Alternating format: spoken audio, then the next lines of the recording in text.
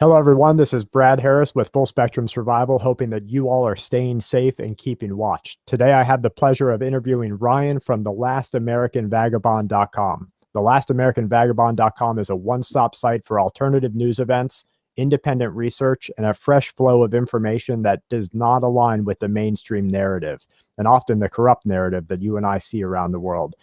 Speaking on the focus of the main objective of the site, you'll see that Ryan is adeptly interested and geared towards bringing unadulterated and unveiled information to the masses. So Ryan, thank you very much for being here with us.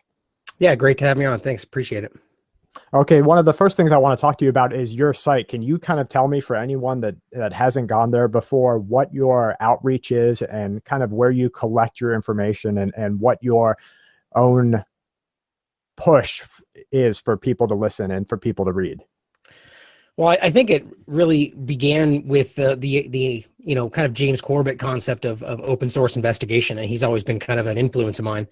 And I really liked the concept of being able to cut out the middleman and really allow the average person to have a firsthand experience in what's going on with that investigation, as opposed to just waiting for them to give us information. Right. And that was kind of the tailored idea. And but it's hard to have that kind of an open source investigation without traffic to start. Sure. So that was kind of the premise, right? To begin like that. But really, what right now, where we pretty much source most of our information is we have a lot of on the ground individuals across the United States that's grown dramatically over the past year, as well as overseas. But then generally, we'd like to pull from the Creative Commons community, which is something a lot of people aren't even familiar with. Creative Commons is something that was started by Aaron Swartz, or he really championed it. And it's the idea of being able to publish something online, and you own the rights to it, but anyone else is allowed to republish it as long as they say that it's your content.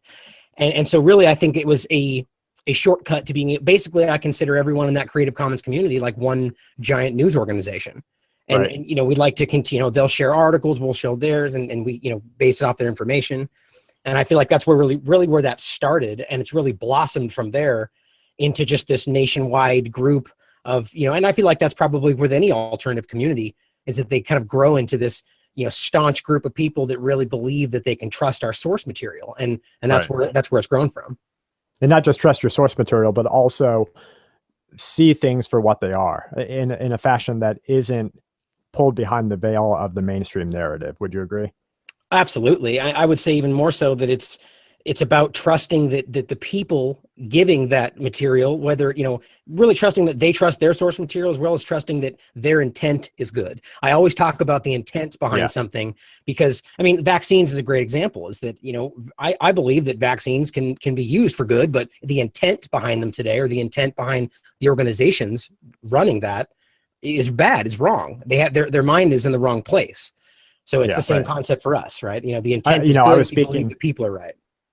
I was speaking recently, and I discussed the push for the current administration to do the wrong thing for the right reason. Mm-hmm. And I think that's something that we see happening a lot with vaccines in particular. We have a corrupt system that has allowed chemical pharmaceutical companies to hold a patent on something that says, yes, this will fix this, or yes, this will prevent this, but it also contains monkey livers and, the serum from calves and heavy metals and formaldehyde and all these other things, and you can't change it because we have the patent for it. So you're absolutely right. There's some corruption here with the veiled intent to do good. Absolutely. And it's a good point you make about the Trump administration, and really depending on where you stand on their intent. But it's, sometimes that is necessary. Sometimes you have to take a step that may be seen as a bad thing, but it's done for the right reasons. But yeah, it all comes back to the intent behind the person. Yeah, right. Exactly. Okay. So kind of give me your 10,000-foot view of where you see the world going right now, and what you see as sort of the predominant danger that affects the aware, or affects us all. It's a very, very interesting time. You could probably say that at any given moment, but I feel like for those of us that have been really following this paradigm shift that we're experiencing, it's almost unprecedented. What we're seeing is this complete shift of really, it comes down to the news sources. We're seeing the mainstream media pretty much lose itself in trying to make sure everybody sees the alternative media as the problem. And in reality, what that's done is awakened people to that reality. They're waking up to the fact that the mainstream media is lying to them. And for a lot of people, that's been kind of a nagging thing in their brains, but it's becoming more apparent now. And I think that the big change in what we're seeing in society is that we're going to that open source kind of concept where people are now realizing that they need to double check things they once thought were certain. I think that's a very powerful thing to happen. And I feel like the alternative media has a very, very important role in that. Like, I think it's also important to note that there's plenty of alternative sources out there that are also doing the wrong thing and leading people astray, right? So it comes back to us having, like I said, the right intent, but as well as just, anybody being out there needing to do their own research and double check their own resources. I tell people listening to us all the time, don't just take our word for it. Go out there and research it for yourself and double check what we're saying as well. That's right. Yeah, and that's a huge reason that we put the links to all of our research material and resources so that people can go and make a good educated decision for themselves. Because as you I'm sure know, and as I know, there's really 3 different points to every story. There's what he said, what the other party said, and then there's the truth in the middle. Because we all internalize things differently and we all see things different ways. So I want the individual to go look at it and see if they see it like that. Go ahead. I completely agree. I think that's a great point.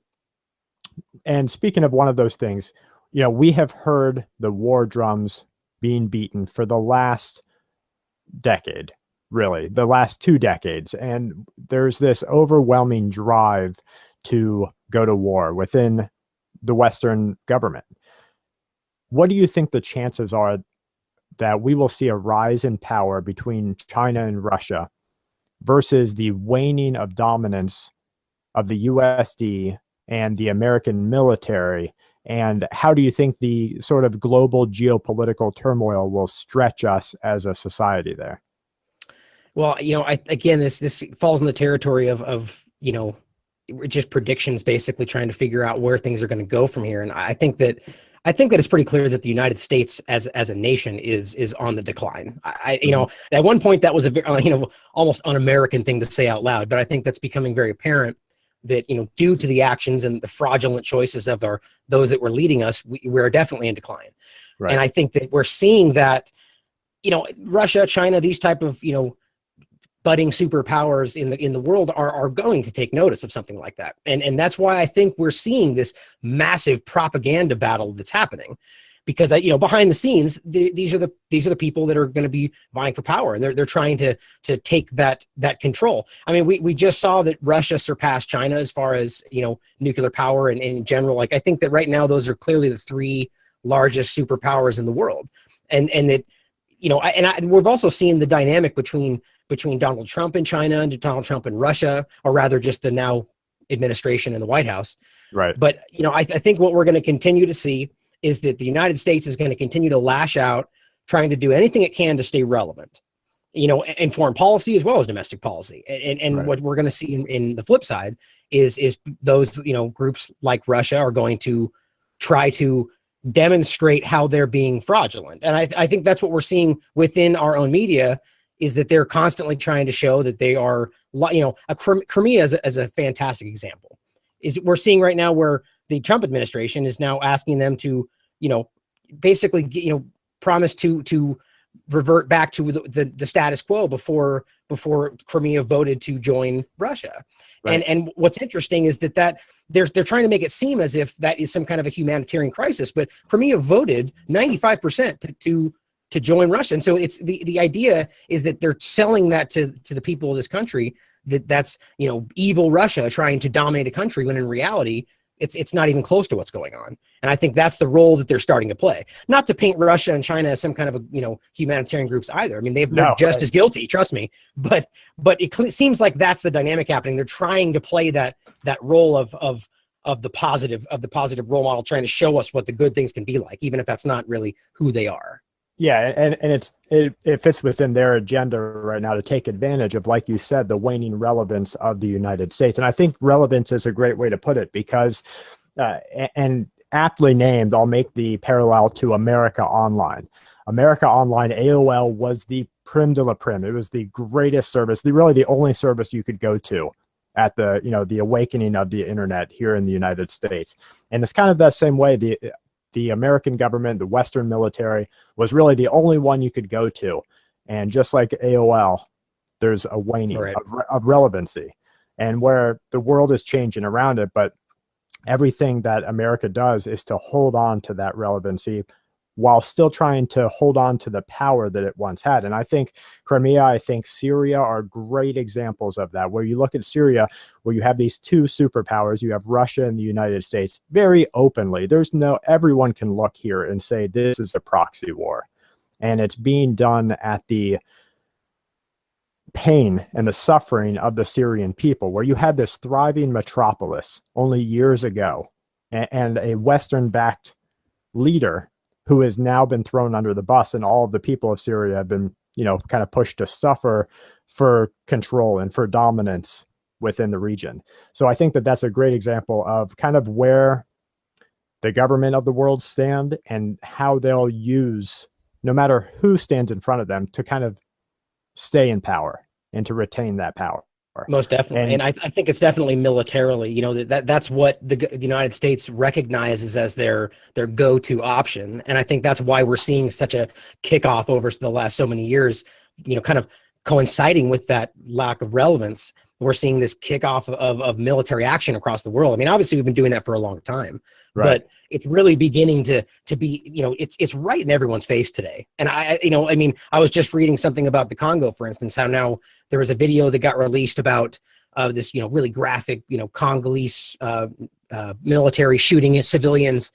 And all of a sudden the, United States and France are all just, it's an atrocity and we need to speak out. And it's like, how are we able to say that about another country like that while we've done 10 times worse, right? So, I think that's what they're trying to do, worldwide right now. It's just kind of control that narrative, as well as just position themselves in the power that they're obviously losing. Thank you, everyone, for joining us here on YouTube. To listen to this interview in its entirety without editing, please consider joining us on Patreon. Well, thank you so much for being here. Everyone, please go to thelastAmericanVagabond.com. There's going to be a link here in the description for you to go to. Ryan, do you have a way that they can subscribe to you other than just bookmarking the page? Yeah, there's a subscribe button right on the top. And also make sure and go on and check out our brand new radio station. It's called WKUP, as in wake up. Oh, that's perfect. Okay. And do you have any email newsletters or anything? Just the subscription letter goes out daily. Daily. Okay, perfect. Well, thank you so much for being here, Ryan. Please, everyone, I implore you to go to thelastAmericanVagabond.com. Subscribe today. You're going to get a daily email. And like Ryan said, wake up and see what's going on in the world. Awesome. Thanks, As Brad. always, this is Brad from Full Spectrum Survival, Ryan from thelastAmericanVagabond.com. Stay safe and keep watch.